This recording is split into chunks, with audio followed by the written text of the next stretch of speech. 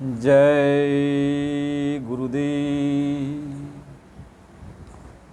परम पुरुष गुरुदेव जी, जय गुरुदेवय नाम।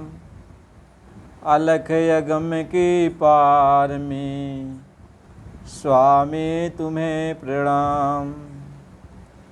कोटि कोटि करु वंदना, अरब खरब प्रणाम।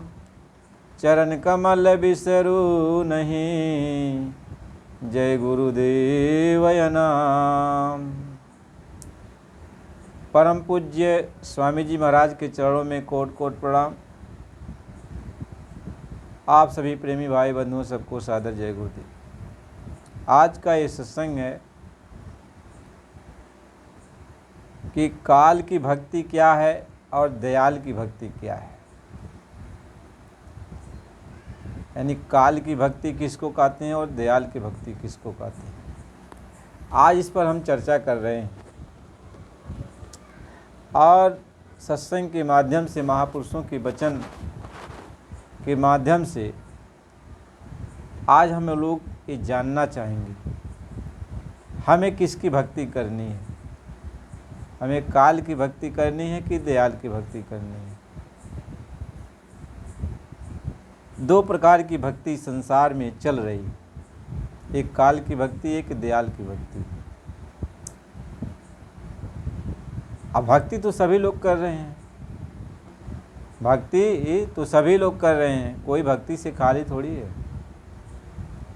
अरे भाई, कोई पत्नी की भक्ति कर रहा है और कोई पति की भक्ति कर रहा है, कोई माता की भक्ति कर रहा है, कोई पिता की भक्ति कर रहा है, कोई जो है गुरु की भक्ति कर रहा है। भक्ति तो सब लोग कर रहे हैं। भक्ति का मतलब होता है कि जिसकी बात कोई मान ले। आप किसी की बात को मान लिए, अपना उसको जो है एक कह दिए भाई हम आपकी हर बात को मानेंगे, उसकी भक्ति प्रारंभ हो गई, समर्पण हो गया भाई।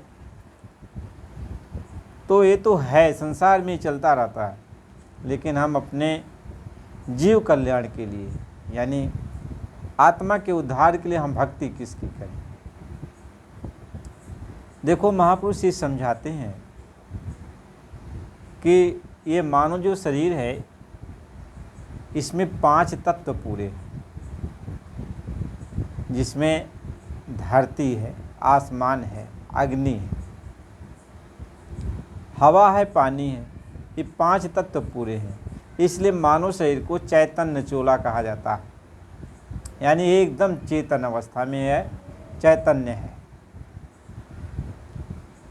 अब हम मानव हो करके अब हम भक्ति किसकी करें। यदि हम मनुष्य की भक्ति करते हैं तो मनुष्य के अंदर, जो भी मनुष्य हैं, सबके अंदर यही 5 तत्व हैं, चाहे स्त्री हो चाहे पुरुष हो। तो जब आप 5 तत्व हमारे भी अंदर हैं और 5 तत्व आपके भी अंदर हैं, तो मनुष्य की पूजा क्यों करेगा, क्यों करेगा बताओ। आखिर जब सब लोग बराबर हैं तो मनुष्य की पूजा क्यों करेगा। और जहाँ तक अब 4 तत्वों की बात आ गई, तो 4 तत्व में 4 तत्व वाले जीव हैं। जैसे एक गाय हैं, बैल हैं, चौपायों में आते हैं 4 तत्व के जीव। तो ये 4 तत्व के जीव की हम भक्ति क्यों करें भाई। जब हम 5 तत्व के जीव हैं, यानी इनसे हम ऊपर हैं, तो 4 तत्व के जीव की भक्ति हम क्यों करेंगे। और दूसरी बात, उनके नीचे 3 तत्व के जीव हैं, जैसे पंछी हैं। तो इन पंछी की हम भक्ति क्यों करेंगे, क्योंकि पंछी में 3 ही तत्व है और हम लोग 5 तत्व के हैं। फिर हम 2 तत्व की वाली भक्ति क्यों करेंगे। 2 तत्व की भक्ति जो थलचर जीव हैं, जिसमें अग्नि तत्व है और मिट्टी तत्व है, तो इनकी हम भक्ति क्यों करेंगे जब हम 5 तत्व पूरे हैं। मनुष्य जब 5 तत्वों का है तो 2 तत्वों के लोगों की भक्ति क्यों करेगा। फिर हम जल में रहने वाले जीव की भक्ति क्यों करेंगे जो अब एक ही तत्व के वो हैं और हम 5 तत्व के हैं? तो इनकी भक्ति हम क्यों करेंगे बताओ? आखिर एक राजा एक भांगे की भक्ति क्यों करेगा? एक मंत्री की भक्ति क्यों करेगा? चपरासी की भक्ति क्यों करेगा? इन लोगों की भक्ति करने का मतलब होता है कि मनुष्य शरीर में रहने वाली आत्मा एक राजा बन गई है, सृष्टि का सिरमौर है। अब इन लोगों की भक्ति वो क्यों करेगा? क्यों करेगा? दूसरी बात यह है, देवी देवताओं की आप भक्ति कैसे करोगे जब देवी देवताओं को आपने अपनी आंखों से देखा नहीं? जिसको आप अपनी आंखों से देखे नहीं तो उसकी भक्ति आप कैसे करोगे? कैसे कर सकते हैं? क्यों? अंदाज में तो ये भक्ति होती नहीं है। जो सामने दिखाई पड़ेगा उसी की भक्ति आप कर सकते हो, उसी से आप बातचीत कर सकते हो। तो आप जो है देवी देवताओं को देखा नहीं तो भक्ति कैसे करोगे? कैसे देवी देवताओं की भक्ति करोगे? तो महात्मा इस बात को समझाते, हमें भक्ति भी करनी है और मनुष्य की भक्ति ही क्यों करे? तो महात्मा ये समझाते हैं कि जैसे बहुत सारे बल्ब लगे हों, बहुत सारे बल्ब लगे हों, खम्भे पर बहुत सारे बल्ब लग गए, लेकिन उन बल्ब जो लगे हुए हैं बिजली उसमें नहीं है, करंट नहीं दौड़ रहा है। तो बटन भी लगी है, बल्ब भी लगे हुए हैं, सारा तार भी घुमा है, लेकिन उसमें करंट नहीं जा रहा। तो जब करंट नहीं जा रहा है तो वो बल्ब उजाला नहीं कर सकता। बटन भी दबाओ, कुछ भी करो, लेकिन उसमें करंट नहीं जा रहा तो उजाला तो नहीं हो सकता। इसी तरीके से मनुष्य को ज्ञान नहीं दे सकता, क्योंकि सभी मनुष्य के पास 5 तत्व पूरे हैं, इसलिए सभी ज्ञान से पूर्ण हैं। जितना भी ज्ञान मनुष्य के पास है वो सभी के पास है। तो कोई मनुष्य की भक्ति नहीं कर सकता, बराबरी में सब लोग हैं। तो मनुष्य की भक्ति क्यों करेगा, किस लिए करेगा? तो महात्मा ये समझाते हैं कि बिना मनुष्य की भक्ति किए उसका कल्याण भी होने वाला नहीं है। तो मनुष्य की भक्ति क्यों करेगा, कब करेगा, कैसे करेगा? तो महात्मा मिसाल देके समझाते हैं, जैसे उस बल्ब में रोशनी नहीं है, तार भी दौड़ा है, सब कुछ दौड़ा है, बटन भी लगी हुई है ऑन ऑफ करने वाला, फिर भी उसमें रोशनी नहीं आएगी, क्योंकि उसमें जो है पावर नहीं जा रहा, करंट नहीं जा रहा। यदि करंट जाने लगे तो उसी बल्ब जो है में प्रकाश आ जाएगा। इसी तरीके से मानव शरीर एक पोल है, एक खंभा है, इसमें बल्ब लगे हुए हैं, इसमें बिजली के तार दौड़े हुए हैं, इसमें सब कुछ सारे कनेक्शन इसमें फिट हैं, लेकिन वह उस मालिक का पावर नहीं है, पावर नहीं, इसलिए उस मालिक के बारे में कोई जान नहीं सकता। अब महात्मा समझाते हैं, यदि मानव रूपी पोल पर यदि वो परमात्मा खुद आता है और उसके अंदर वो पावर है, तो उसके अंदर प्रकाश है, उजाला है, तो वह पावर वाला पुरुष, पावर वाला वो परमात्मा, पावर वाला वो मनुष्य, आप समझ लो उसके पास पावर है, उसके अंदर प्रकाश हो रहा है। यदि वो चाहे तो अपना पावर वह आपसे जोड़ सकता है, क्योंकि उसके अंदर जो पावर आ रहा है वो परमात्मा का पावर है, कुल मालिक का पावर है। तो वह यदि मनुष्य रूप में आया और उसके अंदर वह परमात्मा का पावर आ रहा है, परमात्मा का पावर आ रहा है, परमात्मा के पावर को लिए हुए उसके अंदर प्रकाश है, उजाला है, वह परमात्मा की सारी खबर उसको मिल रही है। यदि ऐसा मनुष्य आपके सामने आ जाए और वह आपसे कहे कि भाई मेरे पास पावर है और तुम्हारे पास पावर नहीं है और सब कुछ तुम्हारे पास मौजूद है, तो मैं अपना पावर तुम्हारे कनेक्शन से जोड़ देता हूँ, मैं अपना पावर दे दूँगा तुम्हारे पास।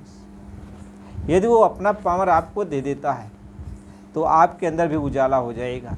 तो जो खबर परमात्मा की उसके अंदर आ रही है वही खबर आपके भी अंदर आने लगेगी। आपके भी अंदर आने लगी। ये वह पामर रूपी पुरुष चाहे जितने मनुष्यों को जोड़ सकता है और अपना पावर दे सकता है, क्योंकि उसके पास पावर की कमी नहीं है, क्योंकि उसका पावर वह पूर्ण परमात्मा से आ रहा है, उस पावर हाउस से आ रहा है जहाँ कोई कमी नहीं। तो वह कितने भी जीव उसके पास आवें तो वह सबको अपना पावर दे सकता है और सबके अंदर परमात्मा की जो खबर है, सबके अंदर परमात्मा की खबर आ सकती है। इसलिए इस संसार में हमें यदि कोई गुरु है, किसी की यदि हम भक्ति करने वाले हैं, तो उसकी भक्ति करते हैं जिसके अंदर वो परमात्मा का, उस प्रभु का पावर आ रहा है, शक्ति आ रही, ताकत आ रही, वही हमारे लिए पूजनीय है, वही हमारे लिए पूजनीय है, वही हमारा इष्ट है, वही हमको परमात्मा से मिला सकता है। वह परमात्मा से मिला हुआ है तो हमें आपको भी वह परमात्मा से मिला सकता है, मिला सकता है। तो हमें भक्ति किसकी करनी है? ऐसे मनुष्य की भक्ति करनी है जिसके अंदर वो परमात्मा प्रकट है, उसका पावर आ चुका है, उसका पावर आ रहा है। ऐसे पुरुष की यदि हम भक्ति करेंगे तो वह परमात्मा की ही भक्ति होती है, परमात्मा की भक्ति होती है, और देर सबेर हम परमात्मा के पास पहुंच जाएंगे। इसलिए महात्मा समझाते हैं कि तुम्हें पूरे गुरु की भक्ति करनी चाहिए, पूरे संत सदगुरु की भक्ति तुम्हें करनी चाहिए। अब पूरे संत सदगुरु की आप भक्ति करो, अब उनकी बात को मानो, उनके प्रति समर्पित हो जाओ, उनको अपना इष्ट बना लो। उनको आपने देखा है तो समझ लो परमात्मा को देखा। ईसा मसीह यही कहते कि जो मुझको देखा है वो समझ लो परमात्मा को देख लिया, क्योंकि परमात्मा मेरे अंदर है और तुम मेरा ध्यान करते हो तो तुम परमात्मा का ध्यान करते हो। महात्मा ये समझाते। इसलिए सभी महात्माओं ने पूरे गुरु की भक्ति की, यानी अपने गुरु की भक्ति की। सभी महात्माओं ने गुरु की भक्ति की। इसलिए कहा कि गुरु भक्ति बिन शब्द में पचते सो भी मानुष मूर्ख जान, और शब्द खुलेगा गुरु मेहर से और खींचे सूरत गुरु बलवान। कहते हैं कि देखो बिना गुरु भक्ति किए, यानी बिना गुरु को अपना इष्ट बनाए, बिना गुरु को समर्पित हुए कोई भी परमात्मा से मिल नहीं सकता है, भगवान से मिल नहीं सकता, भगवान से मिल नहीं सकता। क्योंकि भगवान जो है जिसके अंदर आ चुका है उसी के पास जाने पर भगवान के पास आप पहुंच सकते हो। तो जो मानव तन में आया हुआ है, गुरु बन के आया है, उसकी आप भक्ति करोगे तो वह भगवान की ही भक्ति होती है। अब गुरु की तू सेवा करेगा, गुरु से तू प्यार करेगा, गुरु की भक्ति करेगा, गुरु के आदेश का पालन करेगा, तो तुम समझ लो कि मैं भगवान की सारी भक्ति कर रहा हूँ, भगवान की ही बात मान रहा हूँ, भगवान की बात मान रहा हूँ। महात्मा ये समझाते। यदि आप अपने इस जन्म मरण के चक्कर से पार होना चाहते हो तो ऐसे पूर्ण गुरु की, पूरे संत की, पूरे महात्मा की आपको खोज करनी चाहिए कि जिसके अंदर परमात्मा प्रकट हो, परमात्मा का पावर शक्ति उसके अंदर आ रही हो। जब ऐसा पूरा संत सदगुरु आपको मिलेगा तो वह अपने पावर से जोड़ देगा आपको। तो जब आपको अपने पावर से जोड़ देगा तो आपके अंदर भी परमात्मा की खबर आने लगेगी।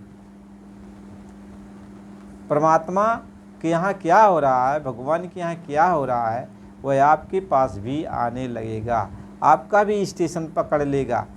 जैसे बाजा में स्टेशन होता है ना, स्टेशन लगा दिया तो हर जगह का स्टेशन में जो भी खबर हो रही है तो खबर सुनाई पड़ने लगता। ऐसे ही जब पावर से जुड़ जाओगे तो आप के अंदर वो परमात्मा की खबर आने लगती है, आने लगती है। महात्मा इस बात को समझाते हैं। तो भक्ति दो तरह की होती है, एक काल भक्ति, एक दयाल भक्ति। तो दयाल भक्ति यानी उस पूर्ण परमात्मा की भक्ति आप गुरु के द्वारा, पूरे गुरु के द्वारा आप कर सकते हो। और काल की भक्ति यानी तीनों लोक के मालिक की जो भक्ति है, यह है आप जो भक्ति प्रारंभ करोगे काल की भक्ति, तो काल की भक्ति जब आप करोगे तो यहाँ पर आपको ऋषि मुनि मिलेंगे, यहाँ पे आपको जोगी जति मिलेंगे, यहाँ पे सन्यासी बैरागी मिलेंगे, यहाँ पे सारे लोग मिलेंगे जिनकी पहुँच जहाँ तक है इस काल देश में, वो वहाँ तक आपको पहुँचाएंगे। कोई ईश्वर लोक पहुँचाएगा, कोई ब्रह्म लोक पहुँचाएगा, कोई राम के लोक पहुँचाएगा, कोई कृष्ण के लोक पहुँचाएगा, कोई ब्रह्मा के लोक पहुँचाएगा, कोई विष्णु के लोक पहुँचाएगा, कोई शिव के लोक पहुँचाएगा। यानी जहाँ तक वो पहुँचे होंगे तहाँ तक वो आपको पहुँचाएंगे।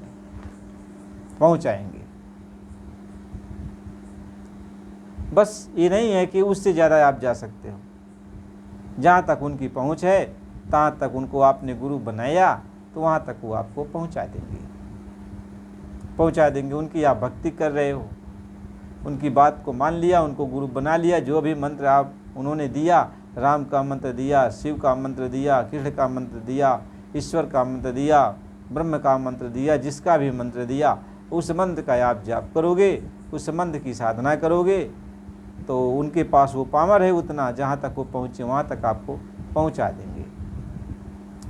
लेकिन पूर्ण परमात्मा की यदि आप भक्ति करना चाहते हो तो पूरे संत के पास आपको जाना पड़ेगा, जिनके अंदर परमात्मा स्वयं प्रकट होता है और वही आपको परमात्मा के तार से जोड़ सकते हैं, परमात्मा के प्रति आपका ख्याल लगा सकते हैं। इसलिए यदि आपको भव सिंधु से कहें, भव सिंधु से पार जो चाहिए जाने को, भव सिंधु के पार जो चाहिए जाने को, अब केवट भेदी तलाश कीजिए, घाट यो बाट के भेद का महरमी, अब उसी के नावे पिपाम दीजिए, शब्द के नावे पर चढ़ तू धाई की, और जाय वही पार नहीं पावे भीजे, दास पलटू कहें वो मल्ला है, जाय वही पार पार उतर लीजिए। कहते हैं भव सिंधु से यदि तुम्हें पार जाना है, यानी आवागमन से छुटकारा लेना है, तो ऐसे केवट की तलाश करो, ऐसे गुरु की तलाश करो जो इस पार से उस पार गया है। कहीं इस पार तुम्हारा जलवा है, उसे पार तुम्हारा जलवा है, कहीं इस पार भी उसका जलवा है, उस पार भी उसका जलवा है। तो पार अब जाना चाहते हो तो ऐसे गुरु की खोज करो, ऐसे गुरु की खोज करो। ऐसे गुरु आपको मिल जाएंगे तो आपका काम बना देंगे। क्योंकि ऐसा गुरु मिल गया तो फिर आप अपने लक्ष्य को प्राप्त कर लोगे, अपने घर पहुंच जाओगे। प्रेमियों, इस बात को आपको समझना चाहिए, इस बात को आपको समझना चाहिए। इसलिए हमें आपको इस भवसागर से पार होने के लिए हमें आपको गुरु की भक्ति करनी चाहिए, पूरे संत की भक्ति करनी चाहिए, पूरे सदगुरु की भक्ति करनी चाहिए। देखो, जब से कबीर साहब जी महाराज आए, 700-750 वर्ष हुआ होगा, तब से जो है वो प्रगट संत के रूप में आए। ऐसे तो गुप्त संत बराबर रहा करते हैं, लेकिन वो प्रगट संत के रूप में आए और उन्होंने अपने घर जाने का भेद खोला, यानी शब्द का भेद कबीर साहिब जी महाराज ने यानी अपने देश जाने का खोला। तब से ये भेद खुल गया और आत्माएं जो है अपने घर आने जाने लगी, आत्माएं अपने घर आने जाने लगी। तो महात्मा इस बात को समझाते हैं। पहले के समय में गुप्त संत उड़ाते थे, लेकिन वो गुप्त संत जीवों की संभाल किया करते थे, लेकिन खुल्लम खुल्ला भेद नहीं दिया देते। खुल्लम खुल्ला वो भेद नहीं देते थे। इसलिए प्रेमियों, सत्संग की बड़ी ज़रूरत है और सत्संग बराबर सुना करो। जय गुरु।